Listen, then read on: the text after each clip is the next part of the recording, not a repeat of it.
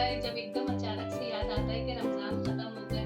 मुझे रमज़ान की रूटीन बहुत अच्छी लगती थी क्योंकि उसमें हम ज़्यादातर वक़्त अपनी इबादत में दे दें। और आप सब लोग कैसे हैं और कैसे आजकल आप लोगों के दिन गुज़र रहे हैं? क्योंकि गर्मियों में तो दिन लंबे हो जाते हैं और वैसे भी अब ईद के बाद, रमज़ान के बाद रूटीन चेंज हो जाती है। तो ज़ाहिर-सी बात है सबकी रूटीन चेंज होती है। तो आज मेरा कोई इतना ख़ास प्लान नहीं है क्योंकि आज मुझे अपने हस्बैंड के साथ जाना है उनके फ्रेंड के घर। तो देखिए आज क्या होता है फिर। जी, तो यहाँ पर मेरी बच्ची रूह अफ़ज़ा रेडी कर रही थी, तो वो कह रही थी कि मम्मा आप लोग बाहर जा रहे हैं और अभी भी धूप थी। तो ये दोपहर का टाइम था जो हम निकल रहे थे, तो वो कह रही थी कि हम रूह अफ़ज़ा रेडी कर देते हैं, आप पी कर जाइएगा। क्योंकि ये बहुत लाइटली सा होता है और पीने में काफ़ी अच्छा महसूस होता है और इसको पी के ना एक ताज़गी सी महसूस होती है। तो इसी वजह से मैं रमज़ान में भी स्पेशल अपने लिए ज़रूर ये मंगाती हूँ।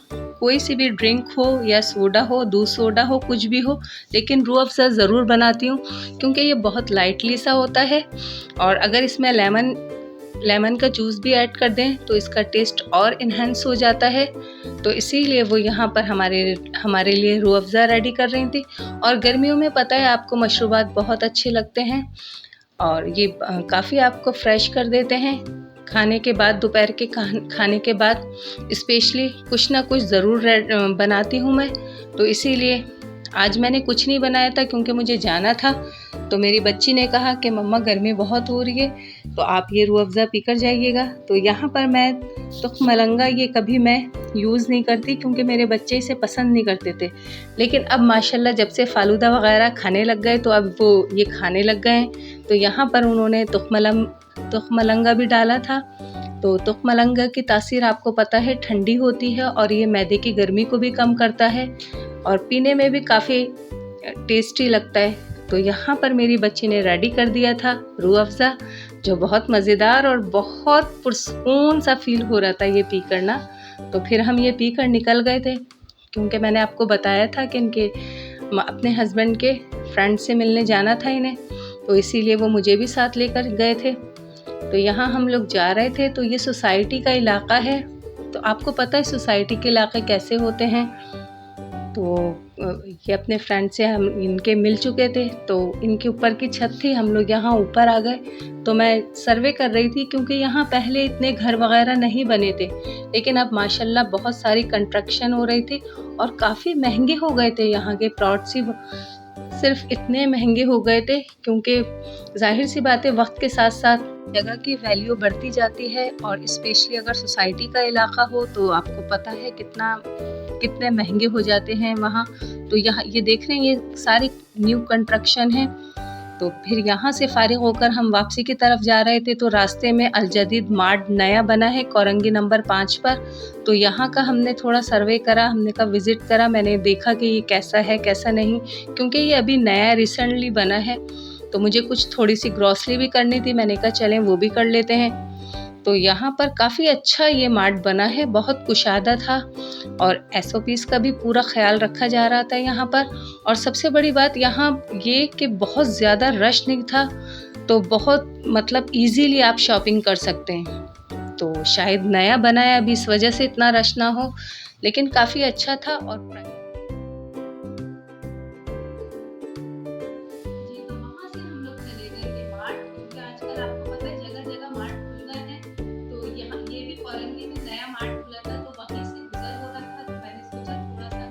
थोड़ी सी ग्रॉसरी कर ले। तो यहाँ हम लोग गए थे अल जदीद पर, ये नया खुला है और काफ़ी अच्छा मार्ट है ये, काफ़ी स्पेस है इसमें और इतना क्योंकि अभी नया है तो इतना ज़्यादा रश नहीं था। तो यहाँ से हमने ग्रॉसरी की कुछ चीज़ें ली क्योंकि चीज़ें तो अल्हम्दुलिल्लाह थी सारी, क्योंकि अभी की शॉपिंग से फारिग हुए थे तो सब चीज़ें थी मगर थोड़ी बहुत जो ख़त्म हो गई थी तो वो हमने यहाँ पर बस मैंने वो परचेज करे थे। रेट यहाँ पर बहुत अच्छे थे और गोश्त भी यहाँ पर बहुत अच्छा था, मतलब बिल्कुल सही रेट में बहुत अच्छा गोश्त था, इतना साफ सुथरा था। मुझे यहाँ का गोश्त बहुत पसंद आया, मैं लेकर आई हूँ और काफ़ी अच्छा यहाँ का गोश्त था। तो यहाँ बस कुछ थोड़ा सा सामान लिया था ज़रूरत का, बच्चों के लिए बिस्किट्स वगैरह लिए थे, केक लिए थे और ये यहाँ पर खजूर लिए थे मुझे एकदम फ्रेश थे ये खजूर थे और इसके प्राइस भी बिल्कुल मुनासिब थे, तो इसलिए ये भी परचेज कर लिए। और बाकी के वही घरेलू आपको पता है जो होता है ग्रॉसरी का, तो वही चीज़ें थी। अच्छा, मुझे बेसिकली मेरे पास जो ख़त्म हो गई थी, व्हिपिंग क्रीम ख़त्म हो गई थी, तो वो तो मुझे वहाँ नहीं मिली जदीद पर, क्योंकि उन्होंने कहा अभी हमने ये रखी नहीं है, तो वहाँ से मुझे मिली नहीं। तो मैं यहाँ पर आ गई थी अपने एरिया में, फिर यहाँ मैं ग्लेस पर गई, तो वहाँ से फिर मैंने परचेज करी व्हिपिंग क्रीम, क्योंकि ये मेरी ख़त्म हो चुकी थी। और साथ ही मैंने वहाँ से ले लिए थे पराठे, मनो सलवा के पराठे लिए थे, काफ़ी अरसे बाद लेकर आई थी, क्योंकि बच्चों ने खाना बिल्कुल बंद कर दिए थे, बच्चों को पसंद नहीं आ रहे थे, तो लेकिन काफ़ी अरसा हो गया था, तो मैंने सोचा दोबारा ट्राई करते हैं। मुझे चिकन के रोल भी बनाने थे, इस वजह से ये मैं लेकर आई। ये थी थोड़ी सी ग्रॉसरी जो मैंने आपके साथ शेयर करी। जी, तो यहाँ पर मेरे हस्बैंड अपने ऑफिस का काम करने बैठ गए थे, क्योंकि इनको बिल्कुल टाइम नहीं मिला था और इनका काम थोड़ा था करने के लिए, तो यहाँ पर वो काम करने के लिए बैठ गए थे। माशाल्लाह माशाल्लाह अल्हम्दुलिल्लाह मेरे हस्बैंड बहुत अच्छे हैं, बहुत कोऑपरेट करते हैं मेरे साथ हर चीज़ में। कहते हैं ना, लाइफ पार्टनर अच्छा हो तो ज़िंदगी बहुत आसान हो जाती है, कोई भी मुश्किल आती है फिर वो मुश्किल नहीं लगती। सेम मेरे साथ भी यही मामला है। अल्लाह पाक इनको सलामत रखे, लंबी उम्र दे, खुशियों भरी ज़िंदगी के साथ। ये भी ऐसी हैं और यहाँ पर ये आप सब लोगों को सलाम कर रहे हैं क्योंकि ये मेरे साथ बहुत कोऑपरेट करते हैं और ये कहते हैं जो आपका शौक़ है आप करें। तो यहाँ पर ये अपना काम फाइनल कर रहे थे, बस थोड़ा सा ही इनका काम रह गया था।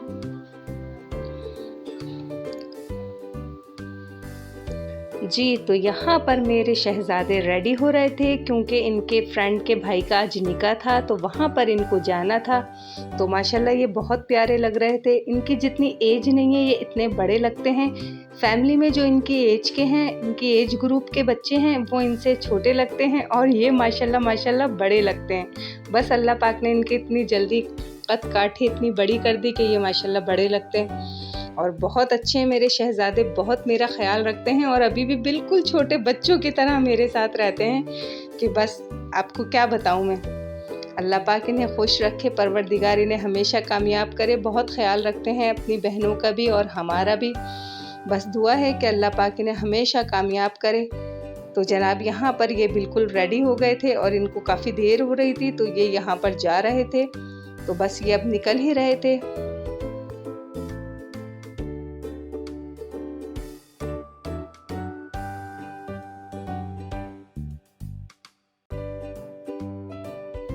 तो यहाँ बच्ची ने कहा मम्मा मैं मैक्रोनी रेडी कर लेती हूँ। तो ये बहुत सिंपल सी और बहुत इजी रेसिपी है और इस मेथड से अगर आप बनाएंगी तो बहुत झटपट से भी रेडी हो जाती है और बहुत सिंपल सी भी होती है। तो यहाँ पर उन्होंने मैक्रोनी बॉईल करने के लिए रख दी थी, साथ ही प्याज और सिंपल से बस प्याज और टमाटर और थोड़ी सी शिमला मिर्च और थोड़ी सी हरी मिर्च कट कर ली थी। क्योंकि ये बहुत जल्दी से रेडी हो जाती है, इसमें कोई इतना ख़ास स्पाइसेस या वेजिटेबल की ज़रूरत नहीं होती और खाने में भी बहुत मज़ेदार लगती है। तो यहाँ पर वो ये रेडी कर रही थी। तो बच्चियों की यही मेरी ख़ास बात है, जब वो देखती हैं कि मैं थकी हुई हूँ तो वो कोशिश करती हैं ख़ुद कुकिंग करने की और जो उनसे हो सकता है वो बना लेती हैं। तो यहाँ पर देखिए वो ये रेडी कर रही थी। सिंपल सी ये रेसिपी है। ऑयल में बस थोड़ा सा ज़ीरा डाल के प्याज ऐड करनी होती है और बस इसको लाइट सा ब्राउन करना होता है, बहुत ज़्यादा डार्क ब्राउन नहीं करना होता।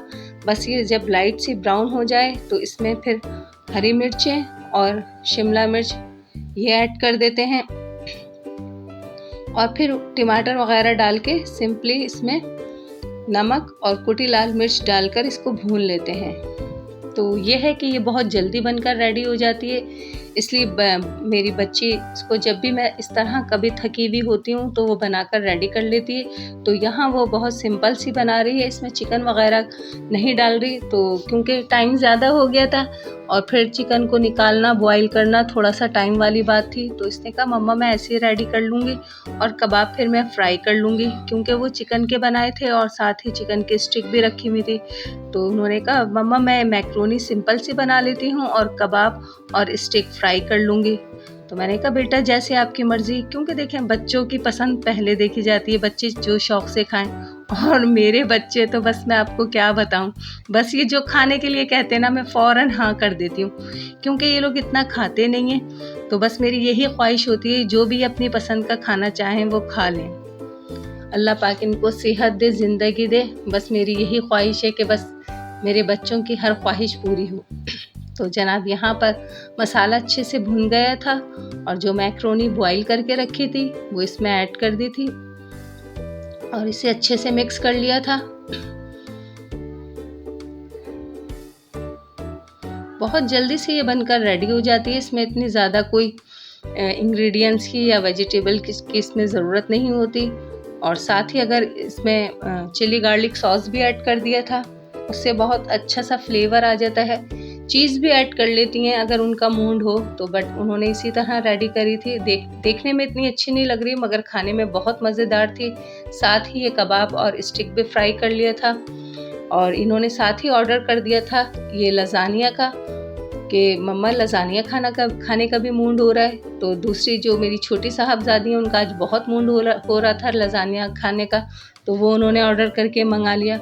अच्छा, यहाँ रह गए थे मेरे हस्बैंड, क्योंकि ये सब चीज़ें वो नहीं खाते, मैक्रोनी वगैरह या लजानिया वगैरह इतने शौक़ से नहीं खाते।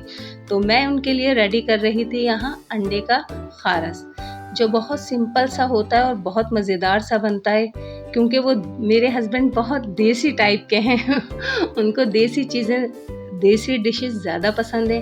तो यहाँ देखें बहुत सारी, मैंने तकरीबन 4 से 5 मीडियम साइज़ की प्याज ली थी, उसे मैंने बारीक कट कर ली थी। साथ ही 8 से 10 हरी मिर्चें ली थी और उसे भी बारीक कट करके मैंने ये प्याज के साथ उसको लाइटली सा फ्राई कर रही हूँ। बहुत अच्छा सा ये बनकर रेडी हो जाता है, क्योंकि अगर आपको अर्जेंट में अगर बनाना हो तो ये आप बना लीजिएगा, क्योंकि यही होता है कि अक्सर टमाटर वगैरह डाल के बनाते हैं, तो इसमें ऐसा कुछ नहीं है, सिर्फ़ और सिर्फ ये प्याज और हरी मिर्चें और नमक से रेडी होता है। थोड़ी सी इसमें हल्दी भी डलती है, लेकिन ये खाने में बहुत अच्छा लगता है चपातियों के साथ। तो यहाँ पर मैंने थोड़ी सी हल्दी ऐड कर दी थी और ये मैं उंगली के पोरे इसलिए दिखा रही थी कि मेरी अम्मी कहती हैं कि अल्लाह पाक ने इन पोरों में भी जायका दिया है, क्योंकि मेरी अम्मी अक्सर नमक हाथ से ही डालती हैं। तो अम्मी कहती हैं अल्लाह पाक ने इन पोरों में भी जायका दिया है, इसलिए मैं हाथ से ही नमक डालती हूँ। तो जनाब यहाँ पर फिर मैंने ऐड कर दिए थे इसमें अंडे, क्योंकि प्याज मुझे बहुत ज़्यादा डार्क ब्राउन नहीं करनी थी, बस लाइटली सी फ्राई करनी थी, तो वो लाइटली सी हो गई थी। और यहाँ मैंने अंडे डालकर रख दिए थे, लो फ्लेम कर दिया था और इसे 4 से 5 मिनट के लिए रख दिया था। तो यहाँ पर अंडे पक चुके थे और ये खारस रेडी हो चुका था। तो यहाँ पर मैंने बस इसको हल्का सा मिक्स करना था, क्योंकि ये रेडी हो चुका था। और देखने में ही देखें कितना लाइटली सा लग रहा है और खाने में भी इतने ही मज़ेदार था। चपातियों के साथ बहुत मज़ेदार लगता है। जब आपको अर्जेंटली कुछ बनाना हो तो आप ये ज़रूर ट्राई कीजिएगा, आपको इंशाल्लाह पसंद आएगा। तो यहाँ पर ये बनकर रेडी हो गया था। इस पर मैंने थोड़ा सा हरा धनिया डाल दिया था और